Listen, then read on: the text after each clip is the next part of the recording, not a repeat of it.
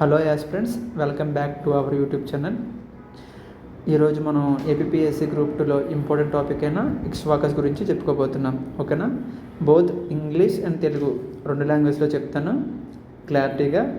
ఇప్పటి వరకు మన ఛానల్ని ఎవరైతే సబ్స్క్రైబ్ చేసుకోలేదో సబ్స్క్రైబ్ చేసుకోండి, లైక్ చేయండి. Let's go into the topic quickly. APSC APSLRPB అంటే APSC related exams, AP police related ఎగ్జామ్స్కి ఏపీ హిస్టరీలో ది మోస్ట్ ఇంపార్టెంట్ టాపిక్ ఇక్ష్వాకులు.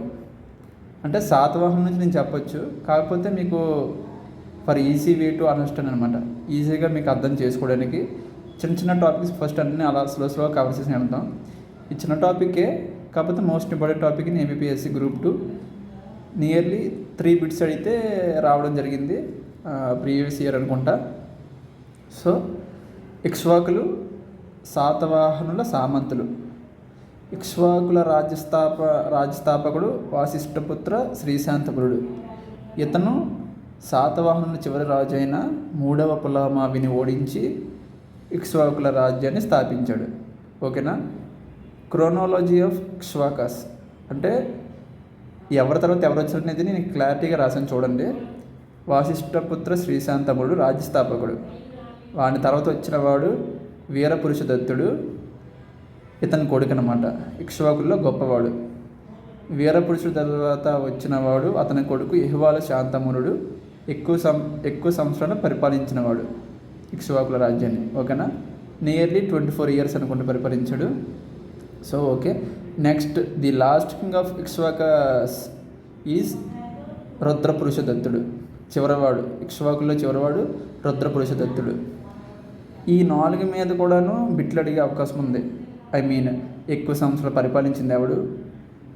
చివరివాడు. ఇది last year before last year APSC group 2 mains పేపర్లో అడిగాడు అనుకుంటా, ఇక్ష్వాకుల్లో చివరివాడు ఎవరని. Okay, leave it. అధికార మతం శైవం, వాళ్ళు ఆదరించిన మతం బౌద్ధం. ఓకేనా? రాజధాని నాగార్జునకొండ, విజయపురి, శ్రీపర్వతం. ఈ 3 ఒకటే.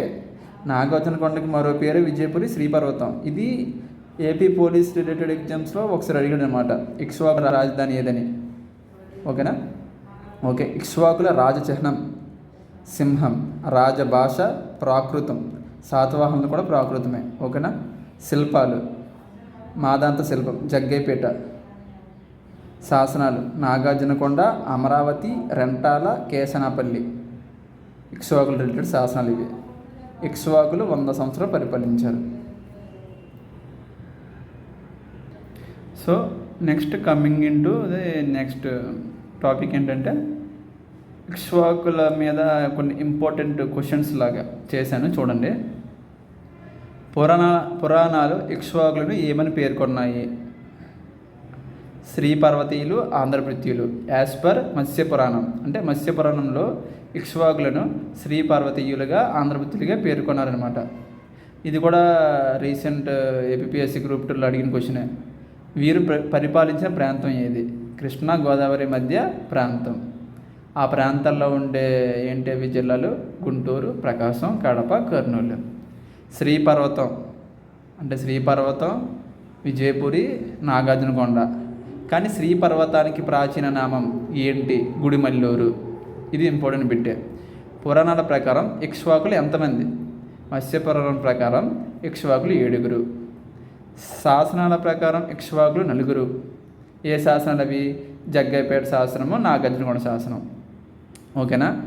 ఎవరిని ఓడించి స్వతంత్ర ఇక్ష్వాక రాజస్థాపన చేశారు? చెప్పగా శ్రీశాంతముడు శాతవాహనుల చివరివాడైన 3వ పులమావిని ఓడించి ఇక్ష్వాకుల రాజస్థాపన చేశాడు. ఇక్ష్వాకులు శాతవాహనుల సామంతులని పేర్కొన్న శాసనం. ఇక్ష్వాకులు మీకు ముందే చెప్పా, ఇక్ష్వాకులు శాతవాహనుల సామంతులు. సో ఇక్ష్వాకులు శాతవాహనుల సామంతులని పేర్కొన్న శాసనం అల్లూరి శాసనం. దీన్ని వేయించిన వాడు వీరపురుషదత్తుడు. ఓకేనా?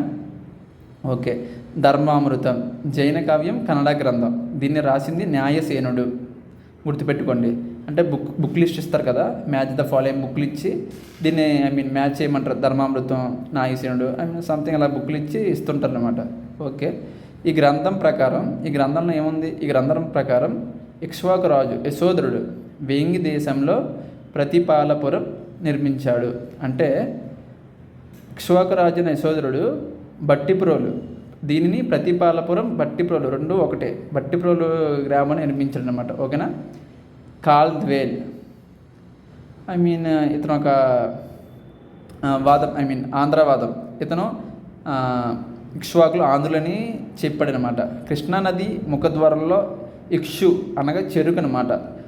చిహ్నాన్ని పూజించే ప్రాచీన గణ ట్రైబ్ ప్రజలే ఇక్ష్వాకులు. ఓకేనా. Book by కాల్ద్వేల్.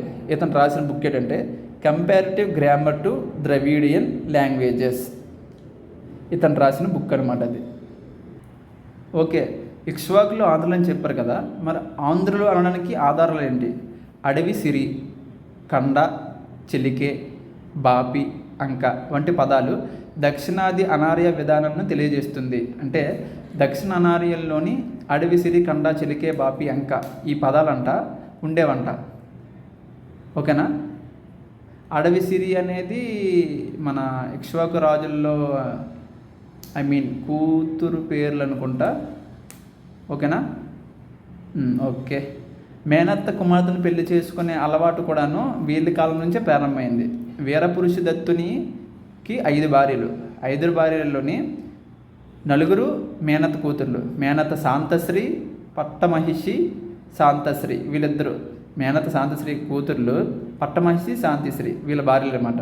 మేనత్త హర్క్యశ్రీ వాళ్ళ కూతుర్లు బాపిశ్రీ, షష్ఠిశ్రీ. చూసారా ఇక్కడ బాపి ఈ పదం, ఇక్కడ బాపిశ్రీ. ఓకేనా. అంటే ఈ పదాలు ఉన్నాయి అని చెప్తున్నారు అనమాట. ఇక్కడ సిరి, శ్రీ. ఓకేనా, మీకు అర్థమవుతుందా?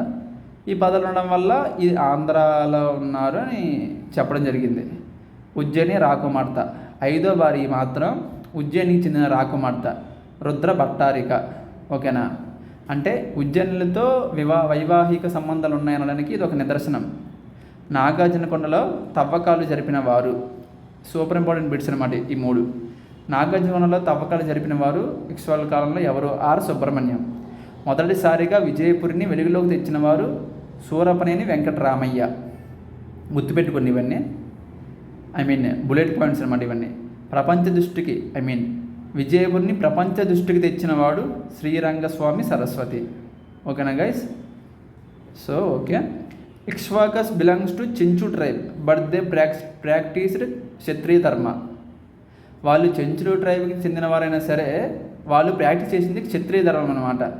అందుకంటారు క్షత్రియులకు చెందిన వారు అని. ఓకేనా.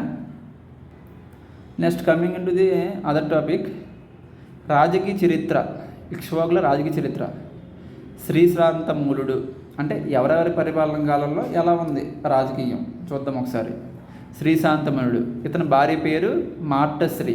గుర్తుపెట్టుకోండి ఇవన్నీ సూపర్ అనమాట. నేను హైలైటర్స్ చేసినవన్నీ ఎగ్జామ్ అడిగే క్వశ్చన్స్.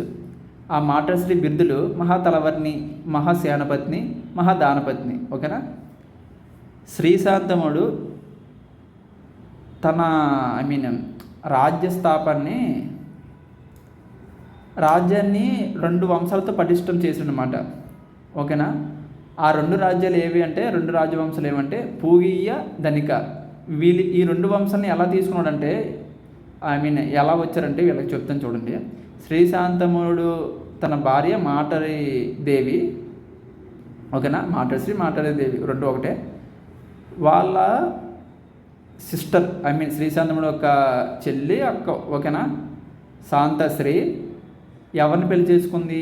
వాసిష్ఠి పుత్ర స్కందశ్రీ. ఇతను పూగి వంశం చెందినవాడు.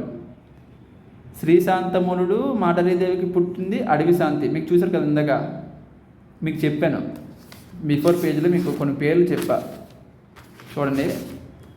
అడవి సిరి అన్నాను కదా, అంటే అడవి సిరి ఈ పదాలు దొరికినవి అనమాట. అడవి శాంతి. ఈమెని వీళ్ళ కూతురిని ఎవరికి మ్యారేజ్ చేశారు? స్కంద విశాఖ. ఇతను ధనిక వంశం. ఈ పూగే వంశం ధనిక వంశం. So under the control of శ్రీశాంతమునుడు. సో వీళ్ళని అడ్డు పెట్టుకొని తన వంశాన్ని మరింత బలం చేసుకున్నాడు అనమాట. ఓకేనా.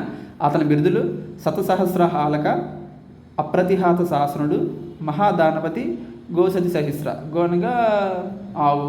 సో 1000 ఆవులు దానం చేసినవాడు. శతసహస్ర హాలక, 1000 నాగలు దానం చేసినవాడు. మహాదానపతి, ఎక్కువ దానాలు చేసినవాడు. అప్రతిహాత శాసనుడు, ఎక్కువ శాసనం వేయించినవాడు. ఓకేనా. నెక్స్ట్, మహారాజు బిరుదు పొందిన మొదటి ఇక్ష్వాకుడు ఎవరు? శ్రీశాంతమునుడు. అశ్వమేధ యాగాలు, రాజసూయ, వాజపేయి యాగాలను చేశాడు. Okay, right. విరూపాక్షుడిని, కార్తికేయుడిని, సుబ్రహ్మణ్యుని పూజించిన వారు ఇక్ష్వాకులు. అందులో పూజించినవాడు, ఈ ముగ్గురిని పూజించినవాడు శ్రీశాంతమునుడు. ఓకే. నెక్స్ట్ ఇప్పుడు వచ్చేది వీరపురుష దత్తుడు. వీరికి ఇంకో పేరు దక్షిణ అశోకుడు, అశోక ఆఫ్ ది సౌత్. ఇతని భార్య పేరు మహాదేవి భట్టీదేవి. ఓకేనా. ఇతని భార్య పేరు మహాదేవి భట్టీదేవి, గుర్తుపెట్టుకోండి. ఈమె బహుశ్రుతీయులకు విహారం కట్టించింది అనమాట. ఓకేనా.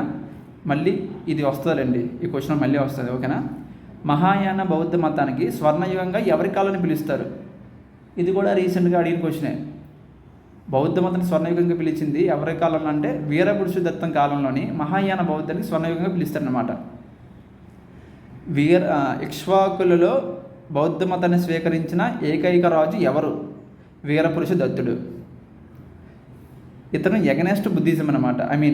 ఎగనెస్ట్ వైదిక మతం. నాగార్జున కొండకు దక్షిణ గైగా పేర్కొంటారు. ఓకే. భావ వివేకుడు, ఇతనికి మరో పేరు భవ్య. బౌద్ధ తాత్వికుడు. విజయపురి విహారంలో నివసించెను. విజయపురి విహారంలో నివసించేవాడు భావ వివేకుడు. ఓకేనా. ఇది చెప్పినవాడు హుయన్సాంగ్, ట్రావెలర్. ఓకేనా. బదంత, ఇది కూడా క్వశ్చనే, ప్రీవియస్గా అడిగిన క్వశ్చన్ ఇది కూడా. బదంత ఆనందుడు ఆధ్వర్యంలో శాంతశ్రీ శ్రీపర్వత మహాచైత్యం పునర్నిర్మాణాన్ని చేపట్టింది.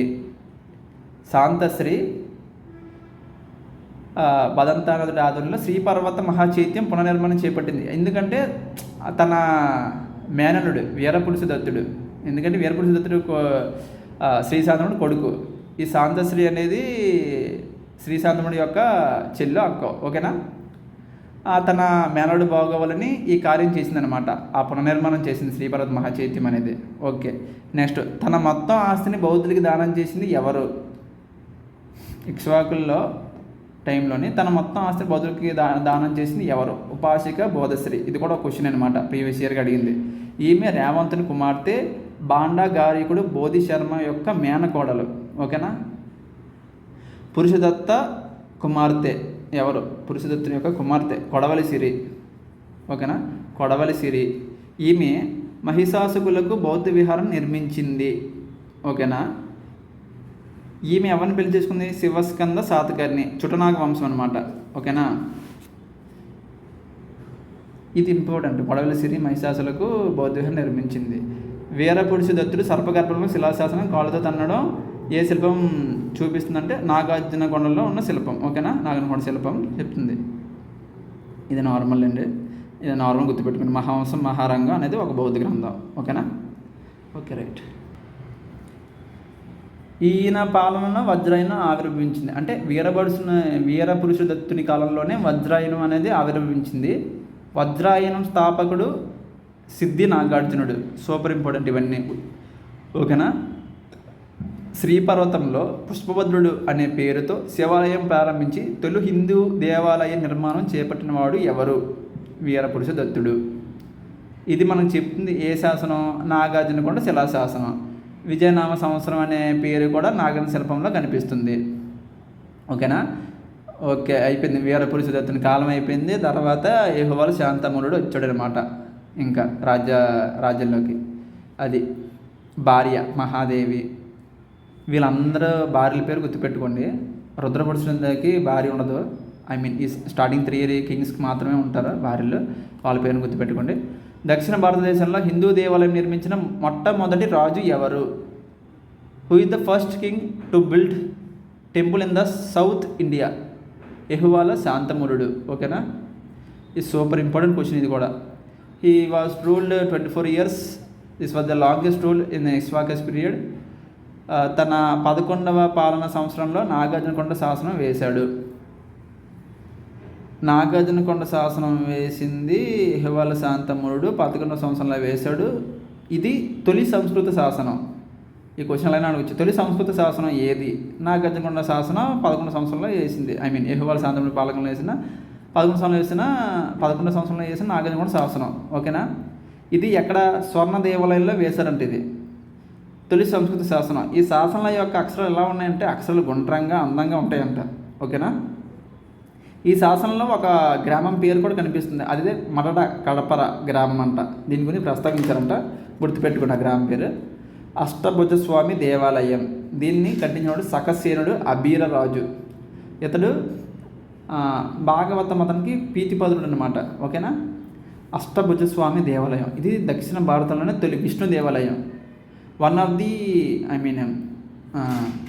ఫస్ట్ విష్ణు టెంపుల్గా ఉండేది అష్టభుజస్వామి దేవాలయం దక్షిణ భారతదేశంలో. ఓకేనా? ఇది కూడా గుర్తుపెట్టుకోండి. ఏలిశ్రీ కుమారస్వామికి స్వర్ణ దేవాదివాసం నిర్మించాను. కుమారస్వామికి స్వర్ణ దేవాదివాసం నిర్మించింది ఎవరు? ఏలశ్రీ. ఓకేనా? ఏలిశ్రీ. Okay, right.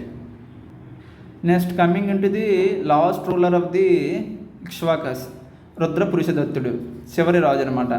తన తల్లి సిరివమ్మ భట్ట మరణస్మృతిగా ఛాయ స్తంభాలు వేశాడు. అంటే తన తల్లి చనిపోయిన పిమ్మట తన గుర్తుగా ఛాయ స్తంభాలు అనేవి వేశాడంట. ఓకేనా? ఇతను లాస్ట్ కింగ్ అవ్వడం వల్ల ఇతను పల్లవ సింహవర్మతో ఫైట్ చేశాడు. ఓకేనా? పల్లవ సింహవర్మ రుద్రపురుషదత్తుడు ఫైట్ చేస్తే ఇందులో రుద్రపురుషదత్తుడు ఓడిపోతాడు, పల్లవ సింహ గెలుస్తాడు. ఇది ఎందులో మనకు తెలుస్తుంది?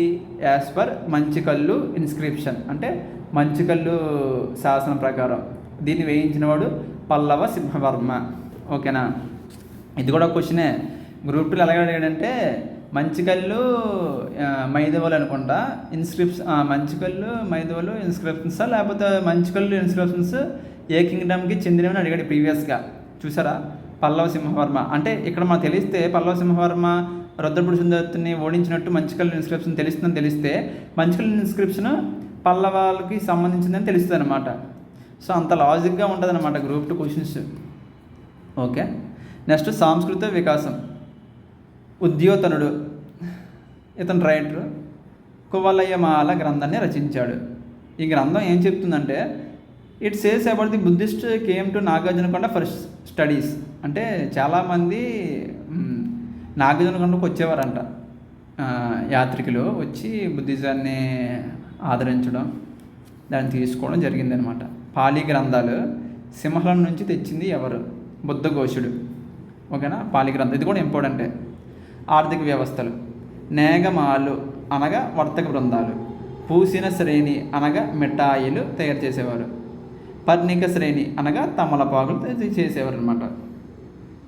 వెలపట్టి శాసనం, చేతి పరిశ్రమ.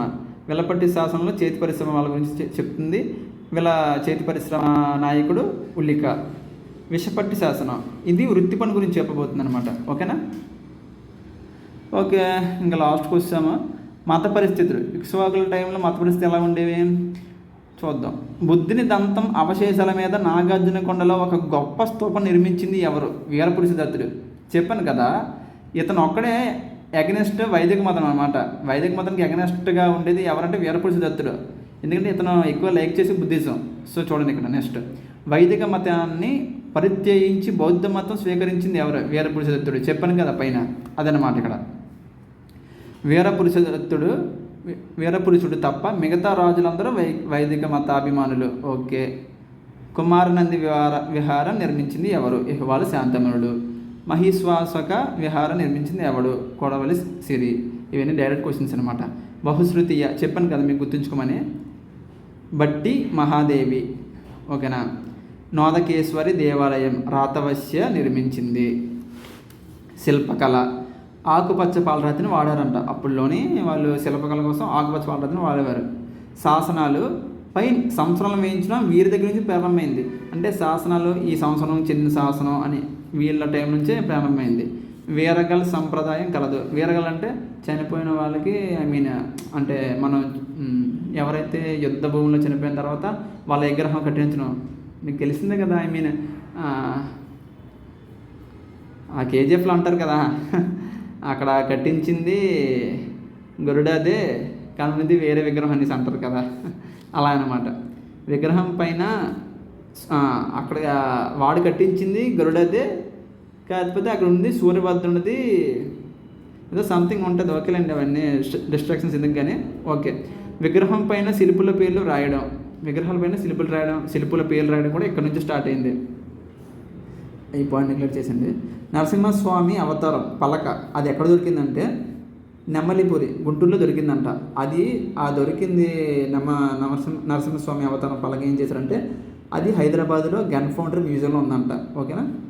అజంతా కుడ్య చిత్రాలు వీరి కాలం నాటివి. అజంతా ఉన్నాయి కదా, అజంతా డ్యాన్సింగ్ స్కల్ప్చర్స్ అవంతా ఇక్ష్వాకుల కాలం నాటివని మన సైంటిస్ట్ బర్గస్ అనే అతను పేర్కొన్నాడు. ఓకేనా. ఇక్కడితో ఇది అయిపోయింది టాపిక్. నెక్స్ట్ ఇంకేం టాపిక్స్ ఉన్నాయా అని నెక్స్ట్ విష్ణుకుండీలు స్టార్ట్ చేద్దాం అనుకుంటున్నాను. ఇవ్వండి నెక్స్ట్ విష్ణుకుండీలు. కాకపోతే ఇక్కడ వరకు ఒకసారి చూసుకోండి. మీకు పీడిఎఫ్ కావాలి, నోట్స్ ఏం కావాలంటే నేను ప్రొవైడ్ చేస్తాను. లేదు మేము చూస్తూ రాసుకుంటామని రాసుకోండి. ఓకేనా. అది ఏమైనా డౌట్స్ ఉంటే కామెంట్ బాక్స్లో కామెంట్ చేయండి. ఓకేనా. ఏమైనా తప్పులు ఉంటే కామెంట్ బాక్స్లో కామెంట్ చేయండి. అలాగే ఇంకేమైనా చెప్పాలంటే చెప్పండి. ఓకేనా. మన ఛానల్ని ఇప్పటివరకు ఎవరైతే సబ్స్క్రైబ్ చేసుకోలేదో సబ్స్క్రైబ్ చేసుకోండి, లైక్ చేయండి. మీ ఇది నుంచి నేను ఇంకేం కోరుకోను, ఒక లైక్, ఒక సబ్స్క్రైబ్, ఒక కామెంట్ నచ్చితే, సరేనా. మీ ఉన్న టైంలో ఒక్కదానికి ఒక 1 minute లైక్కి, షేర్కి, సబ్స్క్రైబ్కి, ఒక కామెంట్కి ఇస్తారని కోరుకుంటున్నాను. ఓకే, నెక్స్ట్ క్లాస్లో కలుద్దాము. క్లాస్ నచ్చితే నేను కంటిన్యూస్గా పెడుతూనే ఉంటాను. కాకపోతే మీ నుంచి ఒక చిన్న రెస్పాన్స్ ఏంటంటే ఒక సబ్స్క్రైబర్ లైక్, కామెంట్ చేస్తే నాకు కూడా అర్థమవుతుంది, రీచ్ అవుతుంది. ఓకే, ఇది ఇంపార్టెంట్ యాస్పిరెంట్స్కి అని అర్థమవుతుంది. నేను కూడాను మీలాగేనండి. నేను ఇప్పుడు ఒక స్కూల్లో 8th, 9th, 10th చెప్తున్నాను సైన్స్ టీచర్గా. ఓకేనా. ఒక పక్క అది చేస్తూ మీకు పక్క ఇది చేస్తున్నాను ఖాళీ టైంలో. So try to understand. ఏమైనా తప్పుగా మాట్లాడున్నా, తప్పుగా చెప్పినా క్షమించండి. Thanks for everyone. Thank you for all the brothers and sisters. Thank you and జై హింద్.